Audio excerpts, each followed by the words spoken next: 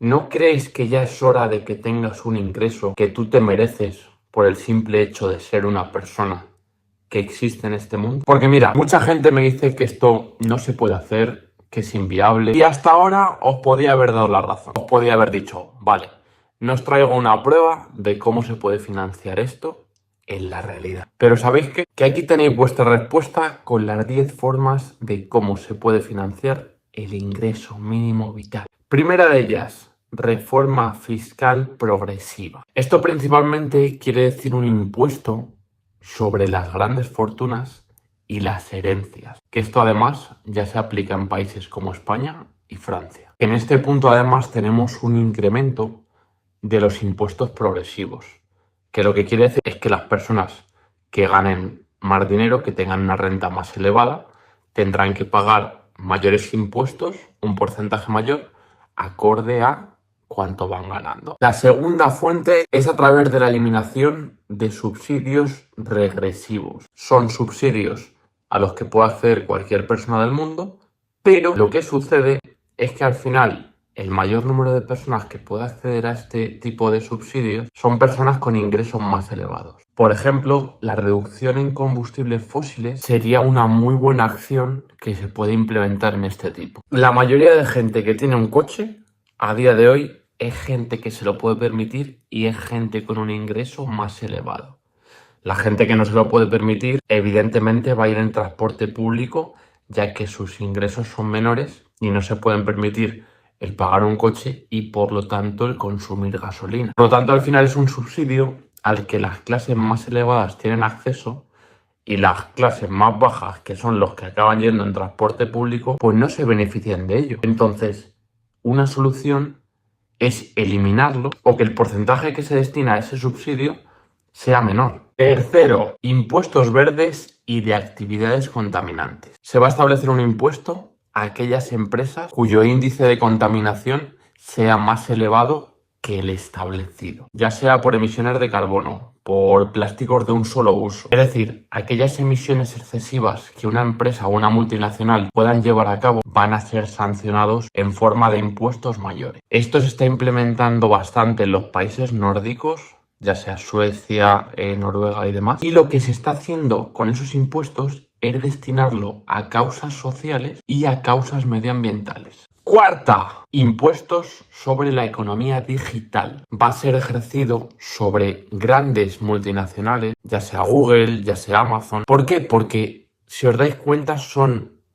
empresas que operan en todo el mundo y es una forma de que tributen en todos aquellos países en los que están operando. Quinta, reasignación de gasto público. ¿No os habéis preguntado alguna vez todos aquellos recursos económicos que se destinan a gasto militar? ¿No os habéis planteado nunca que todo aquello que se destina a ese gasto militar innecesario, porque no es necesario, que al final no se usa de ninguna manera, y si eso se destinase a causas sociales y climáticas, por ejemplo? Porque al final son recursos que están muertos de la risa, porque salvo 2 o 3 guerras que hay en el mundo, el resto de países estos gastos militares no los van a utilizar. Estos gastos militares no les va a ser necesario porque no llevan a cabo ninguna guerra. Y en este punto es muy importante destacar una optimización administrativa. Que de esto un ejemplo muy claro pueden ser diferentes ayudas que a lo mejor se le dan a personas con discapacidad o incluso las pensiones, o ya sea ayuda a personas que están desempleadas que son mayores de 55 años. Y en vez de, por ejemplo, dividir estas 3 ayudas, ¿por qué no unificarlo en una, que sería el ingreso mínimo vital, y evitar otros tipos de gastos? Porque claro, al final tú piensas que ese ingreso mínimo vital para una persona de más de 55 años que se encuentra en paro le va a servir igual. Entonces, a lo que voy es, en vez de diversificar tanto esos gastos, unificarlo todo en un ingreso mínimo vital. Sexta, fondos soberanos y recursos naturales. Aquí os traigo un modelo muy bueno que a mí personalmente me gusta mucho. Y es que en Alaska se implementa un modelo en el cual los beneficios que se obtienen por recursos naturales, ya sea petróleo o gas, lo que hace con esos ingresos es invertirlos en un fondo el cual genera más ganancias, y esos beneficios, llamados dividendos, se destinan a todos los ciudadanos del propio país. Séptima, redistribución de programas sociales existentes. Esto va relacionado con lo que os decía antes de esa optimización en la administración. Que si tenemos diferentes ayudas, ya sea para personas con discapacidad, las pensiones o esas personas desempleadas mayores de 55 años que no pueden acceder a un trabajo, en vez de diversificar todos esos recursos, unificarlo en el ingreso mínimo vital. Octava, impuestos en innovación financiera, que son fundamentalmente impuestos sobre transacciones financieras.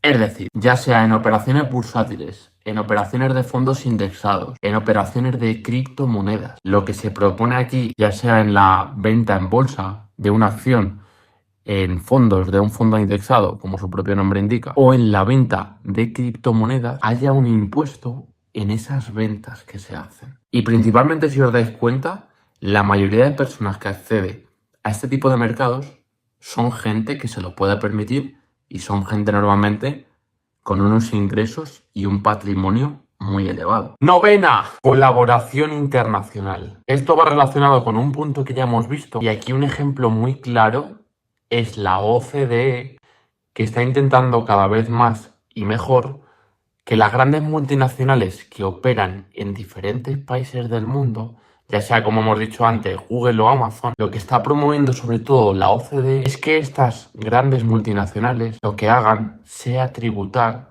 en todos aquellos países en los que operan de una forma u otra. Y la décima, la última, crecimiento económico inclusivo. Que estoy seguro que en muchos de los países que me estáis viendo, seguro que hay un mercado negro, que aquí por ejemplo en España lo llamamos dinero en B, que es el dinero que no se tributa, que no se declara. Y lo que se propone aquí es la digitalización fiscal, sobre todo para que se evite ese dinero en B, ese mercado negro que a día de hoy es tan existente en muchos países del mundo. Y al final es una barbaridad de dinero. Por ejemplo, en España, yo sin ir más lejos en algún punto de mi vida, en algún trabajo he cobrado en B, principalmente porque si no, no te llega para vivir. Entonces, muchas veces la gente se tiene que buscar las mañas para ganar un poquito más y no tener que declararlo. Entonces, de esta forma, digitalizando este proceso, lo que conseguimos es que los contribuyentes cada vez sean mayores y ese mercado negro vaya desapareciendo y, por lo tanto, la recaudación de impuestos